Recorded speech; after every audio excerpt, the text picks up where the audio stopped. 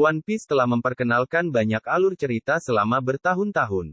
Menariknya, beberapa belum sepenuhnya dikembangkan menyangkut tentara revolusioner dan serta pemimpinnya, Monkey D. Dragon. Sejak East Blue Saga, tentara revolusioner telah membantu topi jerami bahkan sebelum mereka. Meskipun ini semua hanya kebetulan, bagaimana jika topi jerami adalah bagian integral dari rencana besar tentara revolusioner? Keluarga Luffy memimpin tentara revolusioner.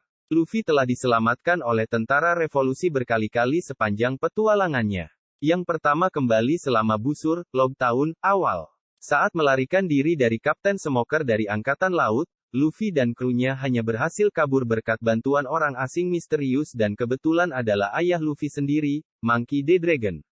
Dia tidak hanya menyelamatkan Luffy dari Smoker, tetapi juga berteori bahwa dia bertanggung jawab untuk menyelamatkan putranya dari Buggy dengan memanggil petir dengan kekuatan buah iblis yang belum terungkap. Meskipun bukan tidak mungkin bahwa Dragon berada di East Blue dan khususnya Log Town pada saat yang sama, itu masih tampak seperti kebetulan yang besar. Log Town adalah pulau terakhir di East Blue sebelum mencapai Grand Line, menjadikannya perhentian penting bagi bajak laut dalam perjalanan mereka. Mengingat Luffy sudah menjadi terkenal di East Blue, ada kemungkinan besar Dragon mendengar eksploitasinya dan pergi ke Log Town secara khusus untuk menemuinya, dengan asumsi dia akan pergi ke Grand Line dari sana. Sejauh yang diketahui penggemar One Piece, tidak ada alasan lain bagi Dragon untuk muncul di Log Town pada saat itu.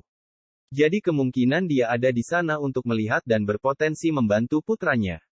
Dia tampak agak tertarik untuk bertemu Luffy setelah insiden Enies Lobby, memprediksi mereka akan segera bertemu dan percaya putranya mungkin akan mencerahkan orang-orang di dunia tentang kekuatan jahat.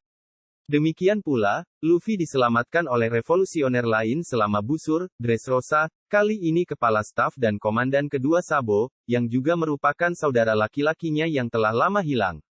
Meskipun reuni mereka tampaknya kebetulan, masih penting untuk menyadari bahwa Luffy sekarang memiliki koneksi dengan dua anggota peringkat tertinggi tentara revolusi. Menariknya, mereka berdua berada di pulau itu untuk menghentikan Doflamingo dan operasinya, meskipun tampaknya mengejarnya dengan dua cara berbeda.